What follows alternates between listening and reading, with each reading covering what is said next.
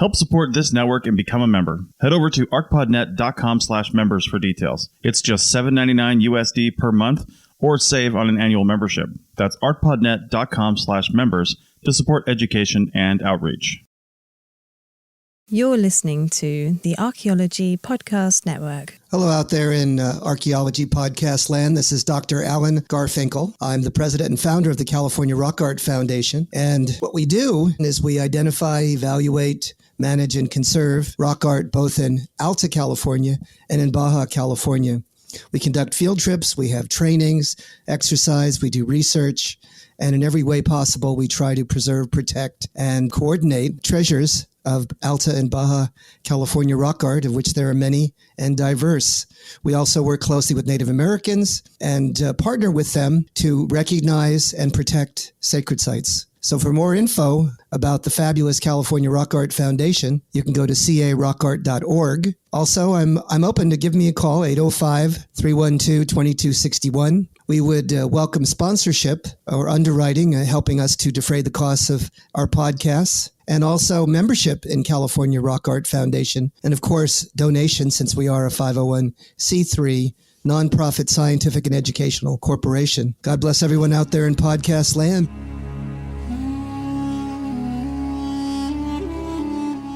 You're listening to the Rock Art Podcast. Join us every week for fascinating tales of rock art, adventure, and archaeology. Find our contact info in the show notes and send us your suggestions.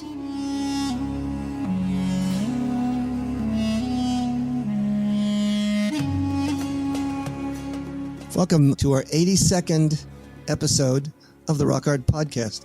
This is your host, Dr. Alan Garfinkel, and we have a nice treat. We've got Stephen Bryne, who's a professional archaeologist, who's going to talk about his enthusiasm and his relationship to rock art.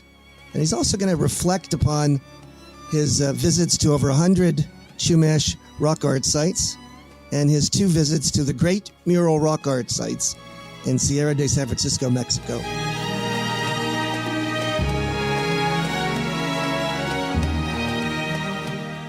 This is your host, Dr. Alan Garfinkel. And we have Stephen Bryne as our guest scholar today. And he's an enthusiastic rock art aficionado who's just returned from a California Rock Art Foundation visit to the hinterland in the Sierra de San Francisco to see the Great Mural Rock Art, some of the largest prehistoric paintings in the world. Stephen, are you with us? Yes, sir, I'm here. Good. So how the heck did you get involved with the study of rock art and an interest in rock art? I presume that this is something that's been burbling up with you for quite some time. Yeah, thank you. I first became interested in rock art in the San Francisco Bay Area with some of the petroglyph sites up in that area. Mostly they're known as the PCN boulders, which are petroglyphs, carved into mostly like chlorite schist boulders in the Bay Area. And those are the ones that sort of have an odd look to them. They're like cupules, but not exactly, because they have some sort of circle, but then in the center they have this kind of convexity. Am I correct? Yeah, they're made by like subtraction in the rock, and so usually it's like a round ring that protrudes from the rock. Sometimes there's a kind of a nipple in the middle, but yeah, they're found around the Bay Area, particularly around on the Tiburon Peninsula.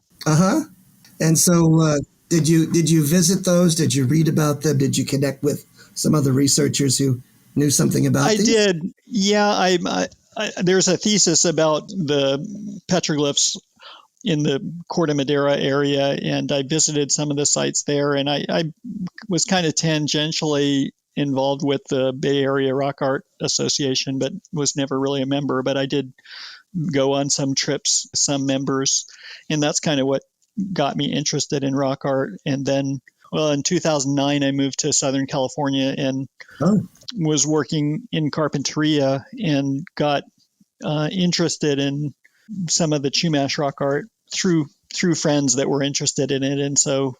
And then subsequently got, involved with craft and I've been on some of your trips.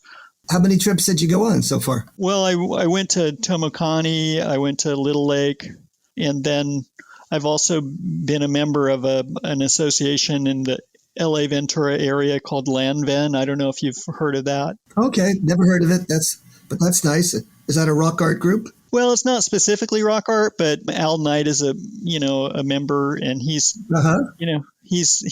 he took the group on a number of trips to rock art sites in the Santa Monica Mountains and some in the Antelope Valley, and that was also kind of an introduction into the rock art of the Southern California.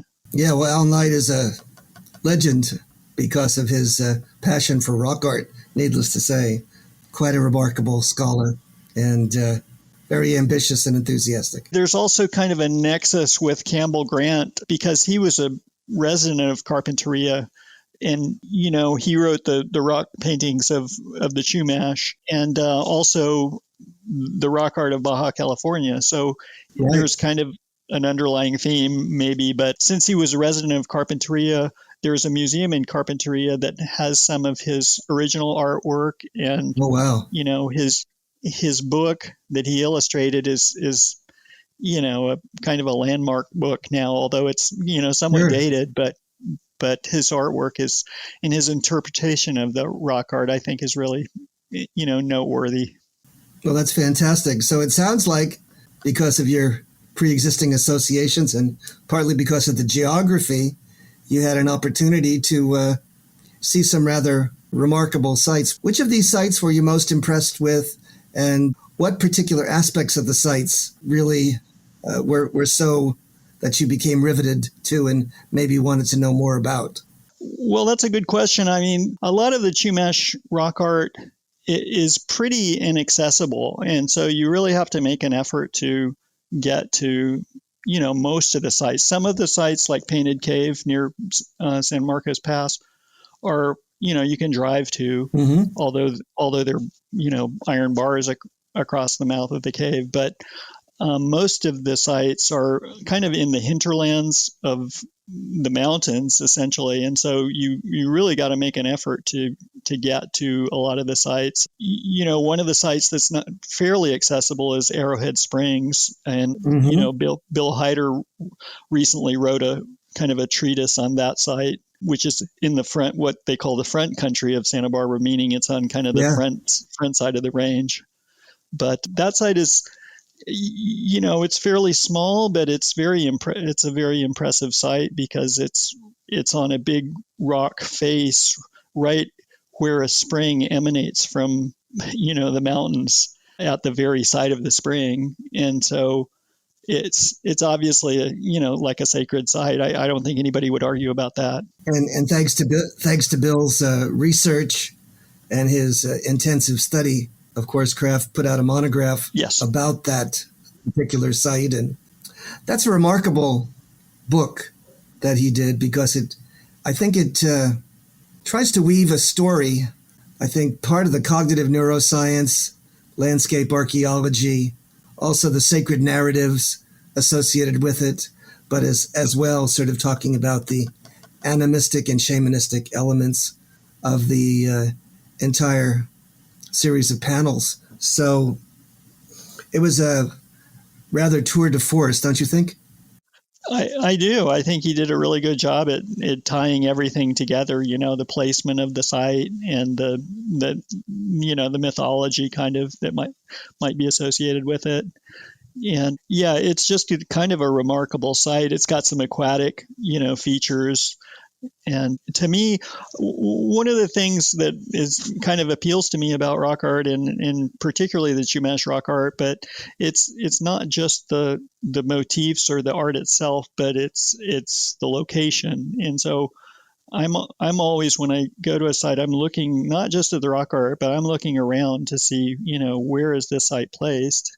And why I always ask the question, why here? But I mean, there's obviously not always an answer, but it's, I think the places themselves have a significance, even though, we may not be able to identify it at the time. I agree totally. I guess a burgeoning aspect, sort of a sub-discipline of archaeology is this new study of what they call landscape archaeology.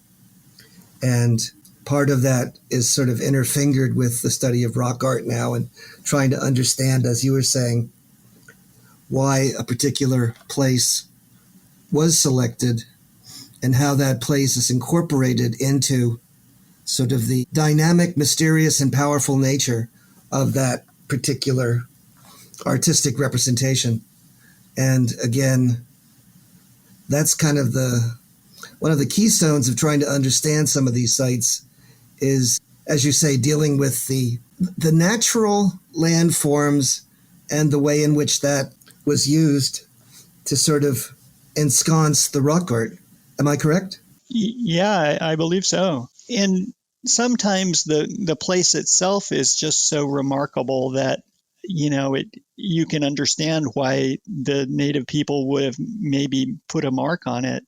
And there's an example of that in the San Ynez Mountains, where there's quite a famous rock art site. And I don't know if I should, talk about the name or the location too much, because, the locations are protected, but it's on Right. a huge sandstone outcropping that looks like a giant molar, and it's in Campbell Grant's book, but and there's a tinaja, or a natural pool, in the top of the rock, and the rock itself is probably, I don't know, 50, 75 feet high, and Wow. And so it's a monolith, on its own, and very remarkable on its own without having the artwork on it or around it. But, so some places are just so distinctive that, you can maybe understand why that place. Well, I think that the native people, from my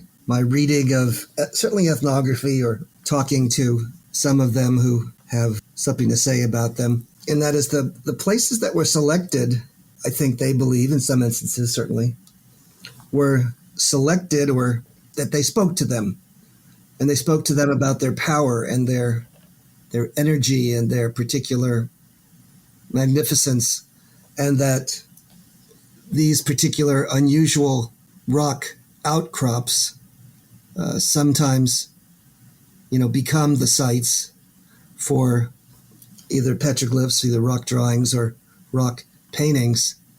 And sometimes it's rather, as you said, it's rather transparent and easy to see why a particular place might have attracted native people and been a canvas for their efforts. Exactly. I agree. So of the sites that you saw, or of the particular places you've been, and we'll hold off talking about your recent experiences in Baja, from Southern California, Northern California, which places, I guess, were the most memorable? Those you can't stop thinking about. Yeah, that's why I mentioned Arrowhead Springs, because it's just kind of a remarkable site. Have you been there, Alan? I have not, no. Well, it's got an incredible viewscape, because it's looking out over the Channel Islands from, probably. Oh, wow. Yeah, I don't know the elevation off the top of my head, but I'd say it's, around 2,000 feet or 1,800 feet, probably, in elevation. And you're looking out through the forest at the, the Channel Islands and the Santa Barbara Channel. Yeah. And then being at the spring that emanates from the earth, with this kind of amazing vertical rock there. It's just, it's kind of an iconic site, I think. But there are many that, all of them kind of are unique in their own way. I'd hesitate to try and grade these sites. I've probably been to 100 Chumash rock art sites, around that. Oh, I had no idea that that's quite an inventory to have visited that many sites amongst the Chumash, isn't it? Yeah. So, there's a long list, but because a lot of those are very difficult to get to. Yeah, I'd say most of them are very difficult to get to. Only a handful are really, easily accessible, and are, visited more so than others. But some other sites that kind of spring to mind, Tinta Cave is quite intriguing to me. I don't know if you've heard of this cave, Alan, but is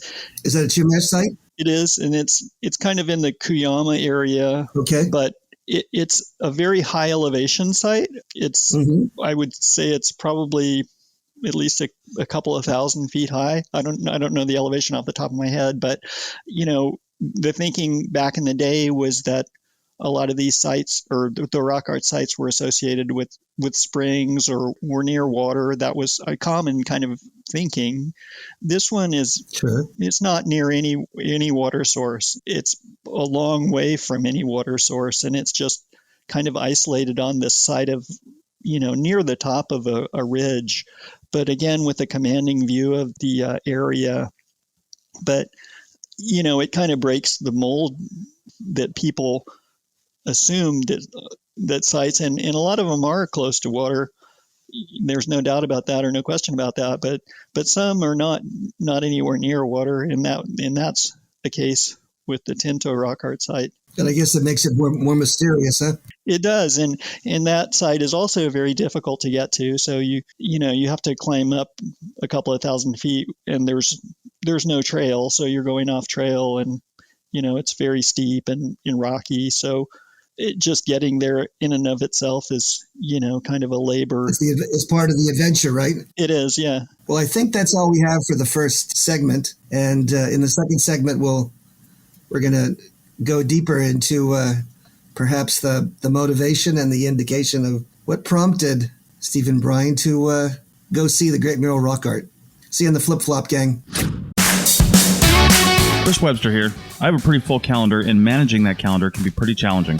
I've got things to do every day and things I need to do once a week. Of course, people book on my calendar all the time, and I have to manage that as well. I used to move my recurring events around when something would disrupt them, but now I don't have to. This is where Motion comes in. It's an intelligent AI that manages your day for you. Put events that don't involve other people in as tasks, and Motion will move them around and break them up in ways that you dictate, so you get everything done. If you'd like to take back your time and your day, then head over to archpodnet.com/motion and check it out. That's archpodnet.com/motion to get at least 25% more efficient with your time.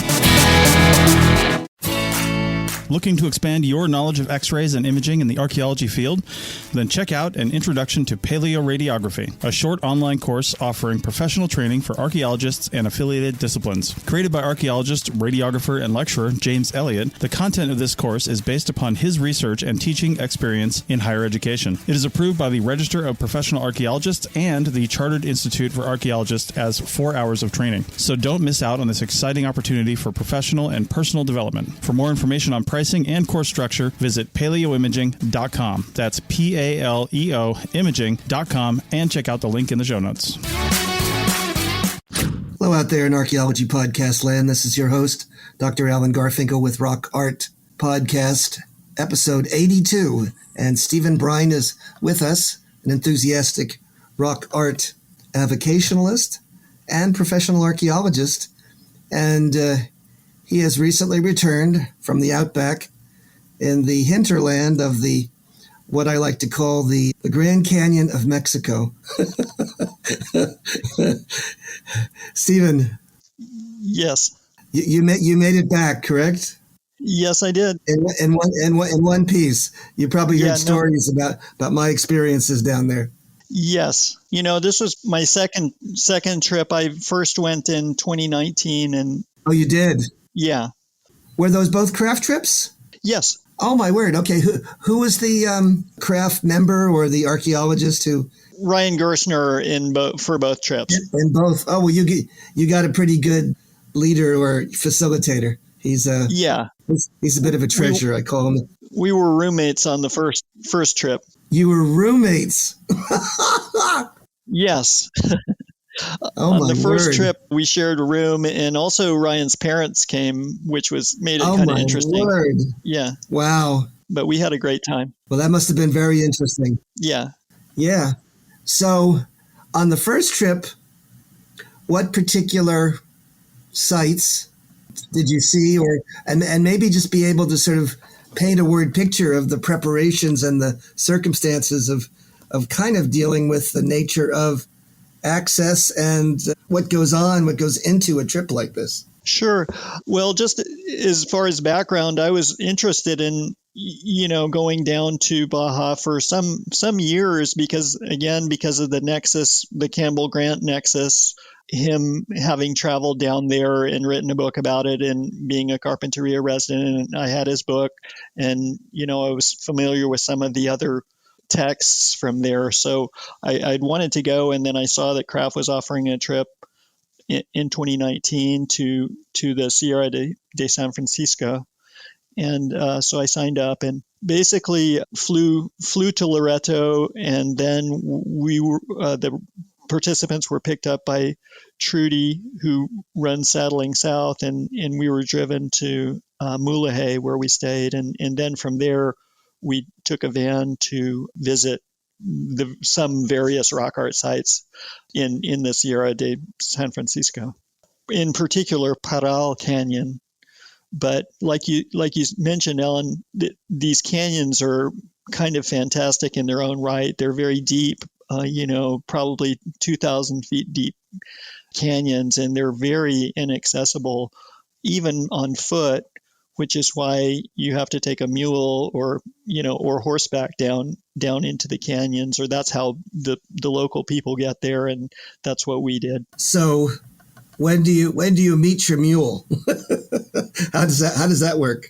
So basically, the way this system is set up, you have to get a permit from INA, which is the Mexican national organization, and that's usually in the nearest village to the rock art site you're going to visit. Okay. And unless unless the site's within walking distance of the village, then you're going to take a mule to the site, and that's what we did. We took the van to a small village, and that's where we met the vaqueros. Those are the guys that run the mules and the burros. Yeah. And they select a mule for you based on basically your body weight or if you've ridden before, and you get that mule for the entire trip. How many participants were there on the trip? The first trip, let me see, 1, 2, 3, 4, 5, 6, 7, 8. On the 2019 trip. I think there were nine participants in 2019. Yeah. Okay. And so everybody gets their mule. You met the vaqueros, and then you jump on the mule, and what happens next? Well, so you take your personal gear with you on the mule, just whatever you need for the day, and right.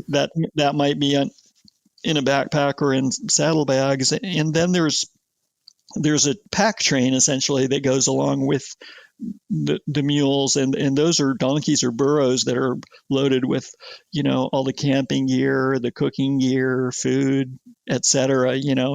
And so the burros do a lot of the work because they're hauling all the equipment, and the vaqueros will drive the burros either in front or behind the group of riders. And some vaqueros ride horses, but most ride mules, and the mules themselves are just amazing animals. They're able to walk on this very uneven, rocky surface, and they're not frightened at all of extreme drop-offs, on either side of the trail, and they're very sure-footed. I asked Trudy, I believe the first trip, I said, have you ever seen a mule falter or fall or anything on one of your trips? And she said, well, no, I've never seen one fall. One did go down to its knees once, but, and that gave me a lot of confidence because they're just extremely sure-footed beasts. Yeah. What about the burros? Are they sure-footed, or do they sometimes have some problems? They are very sure-footed also, but they have a mind of their own, and they tend to wander. And so they really have to herd the burros. The vaqueros make an effort to, keep them in line. The burros tend to wander off whenever they get a chance. And so that they're always trying to, corral the burros or keep them on track. But one of the riders was explaining to me on this trip, she was a horsewoman, so she has horses and mules here in the United States, but she told me that mules, are very stubborn, hence the term stubborn as a mule. But right. And so you can't make a mule do what it doesn't want to do. It just physically will not go some places.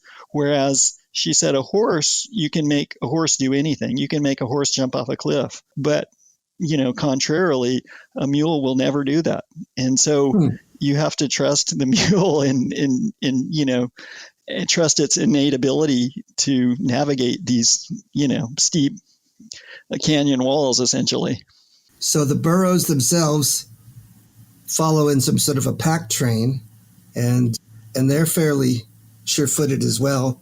So you've got this very long dog and pony show going on with all these burrows, all these participants, vaqueros. How many vaqueros are there? There's usually a vaquero for each participant, because they essentially rent the mules to Trudy for each trip, and then they have burros too that they are in charge of. So I'd say it's like a 1-to-1 ratio kind of thing. Okay, interesting.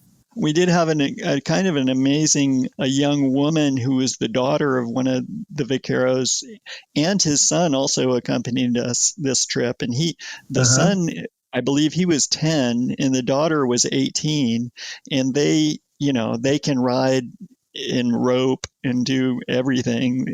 They're just amazing. So that was kind of an added bonus for this trip, I think. So they're as adept as the vaqueros that have learned from their parents, mainly from the men, I would believe, how to ride and rope and steer and do all the different things that the vaqueros have to do to commandeer this particular show.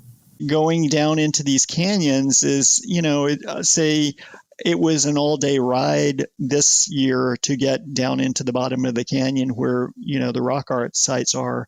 And that's the only way in and out.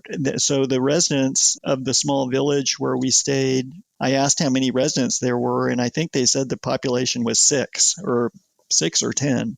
So it's a very small village, but there's no way in or out other than riding a horse or a burro or a very long walk. So these, the villages that are in the bottoms of these canyons are extremely remote. Now, these villages, of which there's a very small number of people that live in this area of Sierra de San Francisco, these pueblitos, how do they live, and what's the economic basis for them to allow them to continue? That's a really good question. So there's really only one industry that we saw, and that's herding goats and also making goat cheese, or making cheese from the goat's milk. And we saw, they showed us some of the cheese making that they do, and they produce a really fresh cheese that's kind of the consistency of like a mozzarella cheese. And we bought some cheese this trip from the people that were making it. And they also slaughtered 2 goats on this trip to make birria, which is the traditional goat stew. And that was for one of the vaqueros had a birthday, and so they kind of combined our trip and the birthday and had a kind of a fiesta with the goat stew. So that was quite amazing too. I'll bet that was wonderful. It was. The economy is really limited because the environment is pretty harsh. It's essentially desert. Well, it's the Vizcaíno Desert, and so there's not enough forage for even a horse to exist on, or cattle. So only goats or maybe sheep. I'm not sure. I didn't see any sheep, but goats are the main, industry there. And each vaquero has a herd of goats as well that he manages, or his family manages. And that's their subsistence for the most part. So when you were there, you spent time with these pueblitos and the families. And what particular sites did you see in 2019?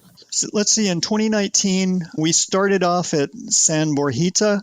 I believe it's the southernmost great mural site, and that's just kind of on its own. But when we went into the Sierra de San Francisco and Parral Canyon, we visited Cuesta del Palmerito, or Palmerito is quite a famous site. Corralito is another fairly well-known site. And then probably the two most famous were Cueva de la Serpiente, or Serpent's Cave, and Supernova, or it's also known as La Clarita. And they were there in the heart of the Sierra de San Francisco, correct? Yes, sir.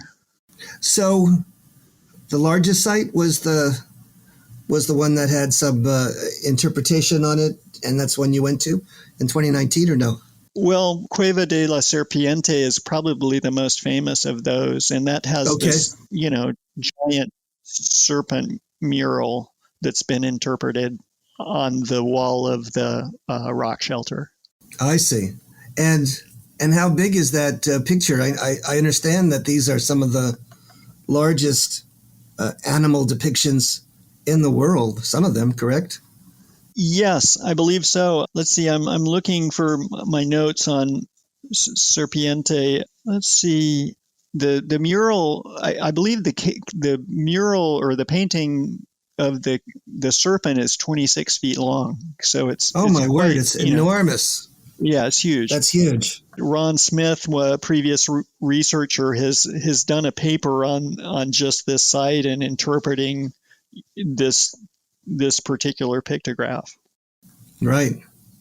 So yeah, he did a handful, maybe half a dozen different articles and rather remarkable research, sort of integrating sacred narrative and ethnography and other anthropologically relevant information. And I thought that his articles were some of the more interesting ones that I'd read. Yeah.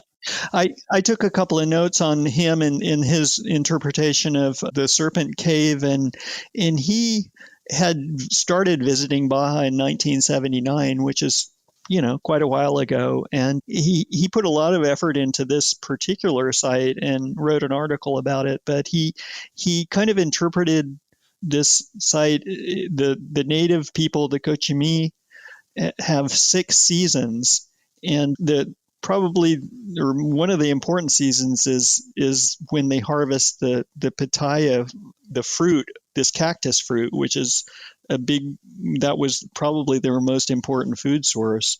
And the serpent was, according to him, was the bringer of the pitaya fruit. Fascinating, absolutely fascinating, and that does jive with a lot of our understanding cross-culturally about animal ceremonialism and metaphor. Well, we've run out of time for the second segment, and in the last one, I hope that we can sort of drill down and talk about what you learned and what you saw on this most recent trip. Sure. See you in the flip-flop, gang. We've got regular live events coming up that we don't want you to miss. Head over to our new parent website, Culturo, and check out the live events calendar. We're ramping it up slowly, so bookmark and check back often. That's culturomedia.com with a K. Once again, that's culturomedia.com. We've got a contest. The folks over at AEO Screen are giving one of our listeners a brand new screen. Pick anything from their website and they'll ship it to you. Not an archaeologist? No problem. These are great for gardening and other tasks around the house. I mean, come on, right? Anyway, these are great screens and you won't be disappointed. We'll pick the winning entry at the end of May. Head over to archpodnet.com/screen for details on how to enter. It's easy and you can get multiple entries. Increase your chances by helping out others. That's archpodnet.com/screen for details on how to win.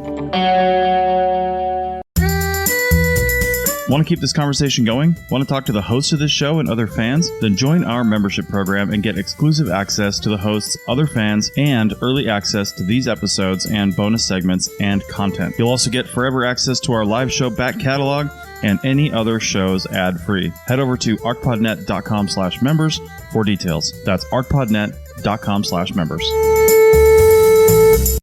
Hey gang, here's the final segment. This is your host, Dr. Alan Garfinkel, for episode 82.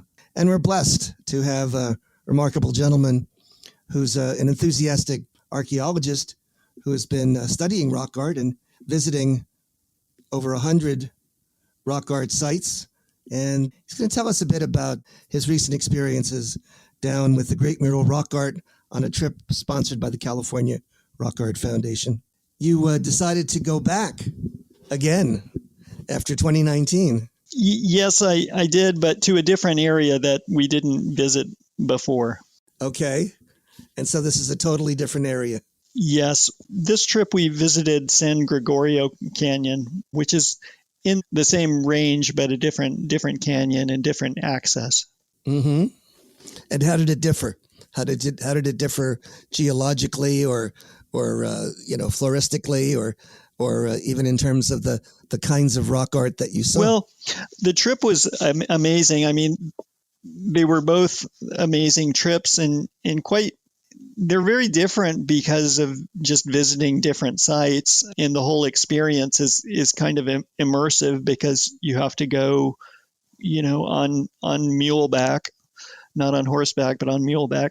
I asked if you could ride a burro, and they said it's possible, but your feet might hit the ground because the burros are fairly small. So they prefer that you ride a mule. So it looks like it's a mule, right? If you want to ride, get on that mula.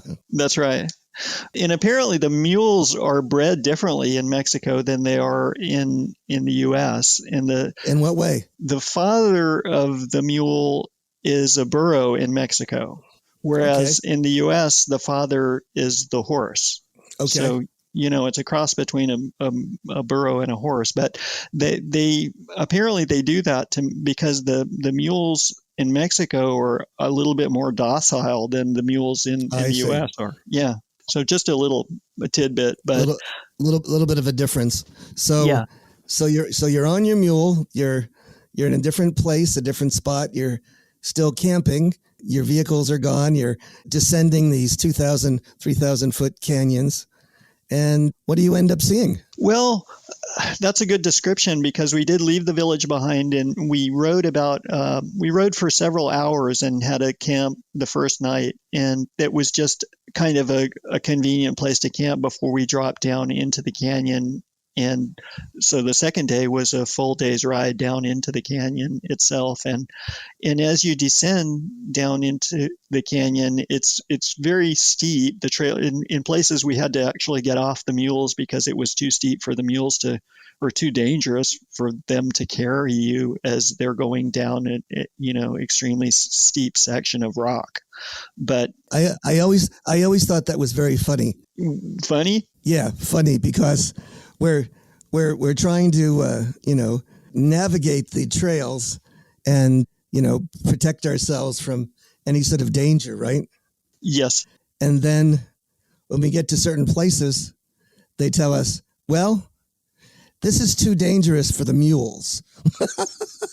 and we need you to get off the mules so they can navigate this trail. So if it's too dangerous for the mules, how is it for the humans? Right. Well, those mules are, they're worth a lot of money to the local people. They don't want to risk the mules. Sure. But we did have one participant who was a little too reticent or afraid to ride his mule, and he ended up walking the entire route. Uh-huh. Yeah, I'd say 90% of the route. So he just never became comfortable on the mule or didn't trust the mule to. And so what did he do? Walk along the side? He just walked on his own and, he made it fine. But yeah. It's a lot of walking. So that's always an option, I guess. I guess so. So you saw some spectacular sights that you hadn't seen before. Yeah. So as you descend down into these canyons, there starts to be water as you get towards the bottoms of the canyons. And then in the bottoms of the canyons, in a lot of cases, they're actually oases where, they're palm oases with other plants that you don't see up above in the desert terrain because, these are shady, like well-watered canyons, and that's where the villages are too, and that's where the rock art sites are for the most part. So you get to one of these canyons with the oases, and so tell us about one of these great mural rock art sites that you saw. Okay, well, in San Gregorio, we visited a couple of the great mural sites. They're called San Gregorio 1 and San Gregorio 2, and those are both fairly close by, but again, huge murals and just some of the characteristics of this giant giant rock art, there are a lot of red and black anthropomorphs. Those are human-like figures.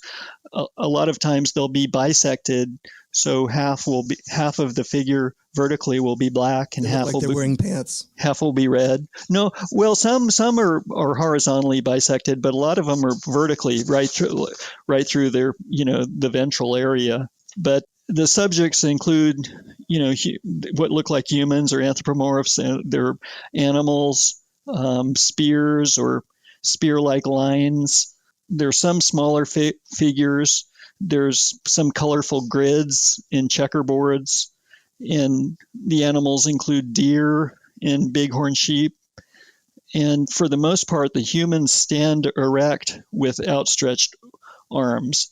And those are just some kind of commonalities between these great mural sites. The colors are mostly red and black and sometimes yellow. And sometimes I think I remember that.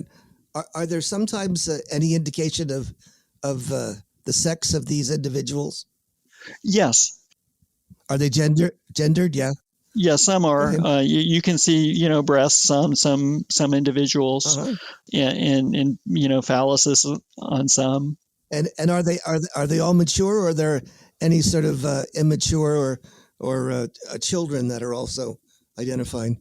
They all, as far as I know, they most appear to be adults. I didn't see any, obvious children or smaller figures. Okay, so they're all pretty much adults. Go ahead. Yeah, I just wanted to mention some of the other material culture that is associated with this Kochimi culture that ostensibly drew these or painted these huge murals. They were known for their human hair capes. And there's very rare, but are known, the wooden tablets, effigy figures, smoking and sucking pipes, wands of feathers and human hair, bull roars, rattles, belts, and collars. Those are just some of the material culture that you can see these days in museums, but is very rare, but it's associated with the culture. Do you ever see those depicted in the paintings? Yes, I know some of the figures had, say, net bags. You can see capes on some of the individuals.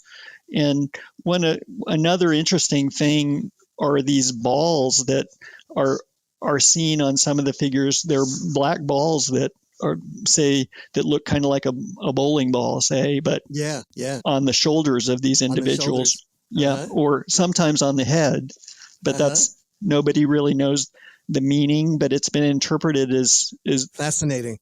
Yeah, like they may be evidence of like seasonality or some kind of constellation or something like that. Yes. So, what do the anthropologists and the archaeologists, both from Mexico and from the States, have to say about their age and their function? Well, there have been a lot of interpretations from the anthropologists, from the U.S. anthropologists. I don't know, the Mexican anthropologists, but I know a lot of the animals that are depicted appear to be, game animals, those being deer and bighorn sheep, and some of those are pierced with spears or arrows. And so that, it seems to be some kind of hunting magic or sympathetic magic. I'm not sure. But as far as the interpretation, the San Borjita site, I did see that site they'd done some radiocarbon dating on it, the Mexican archaeologists had. And I believe it was, let me see if I have the date. It was either I believe it was 5,000 years old is what they had dated it to. Yeah, very old. Yeah. Very, very old. Very surprising. Cueva de La Raton, which we visited, was dated to 2,800 years old. So wow. They're quite, have a time depth. Right. Yeah, so it's amazing. So how are these images ensconced, and what are they doing? In other words, I've heard that there's almost like a story being told with the paintings, or some actually show almost movement. Is that true? Yes, I mean, you could kind of. That's been one interpretation that there are so many figures that they might indicate a kind of movement. But like the San Borjita site, it's a huge cave. There are 250 or more individual pictographs, which gives you an idea of how many paintings there are there. And the cave itself is a huge cave. It's approximately 200 feet long by 100 feet deep, and the entire ceiling is covered with paintings, and also petroglyphs in that cave on the side. Really? There's a lot of yonis and other petroglyphs in that cave as well. So that would certainly, at least in at some level of explanation, be associated perhaps with fertility. Yeah. But in that cave, there are many of these large figures. And Harry Crosby, who did a lot of work there, called these figures monos, and that is kind of stuck. Mono means monkey in Spanish, so I don't know if that's appropriate anymore. But they still refer to these anthropomorphs as monos. As monos, yeah. And in San Borjita, a lot of the monos are actually punctured with arrows or spears. Mm-hmm. And then there are a lot of aquatic forms that are painted too. Those are either turtles or sharks or rays, and so it seems like a lot of the animals that are pictured would have been prey items, but that's just my own interpretation. What could you tell me that would allow other people to get a potential flavor or understanding of an experience such as the ones you've had working with the California Rock Art Foundation and attending one of these trips? What was the what's the takeaway? How's that? I just say that it's a pretty unique experience to be able to go to these places. They're very remote, and you have to go with a guide. And the people that run the trips in Baja, Trudy Angel and her daughter Olivia, are very experienced, and Trudy's been doing this for around 30 years, and her daughter was born in Baja and raised there and is bilingual, and so they have a innate or deep knowledge about the terrain and the flora and fauna, and that, to me, that adds so much to the trip, because it's an immersive type of thing. You're not just looking at the rock art, but you're getting to know the environment. You're getting to know the vaqueros, and sometimes even the political situation. We did get stopped by the federales on the road, so it's a little bit of everything, but it's just a really unique experience. And I'm happy that Craft is sponsoring these trips, and I'd actually like to go back as a guide sometime. So that's just a plug for me. Stephen, that's a blessing. We'd be honored to have you as a professional archaeologist and someone who's obviously an avid and enthusiastic student of rock art. So see you all in 2 weeks. Thank you all for patching in, you rock art podcast enthusiasts. See you in the flip-flop, gang.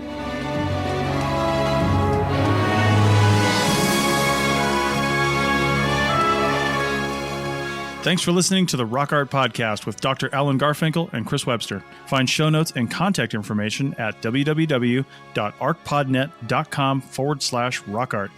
Thanks for listening, and thanks for sharing this podcast with your family and friends.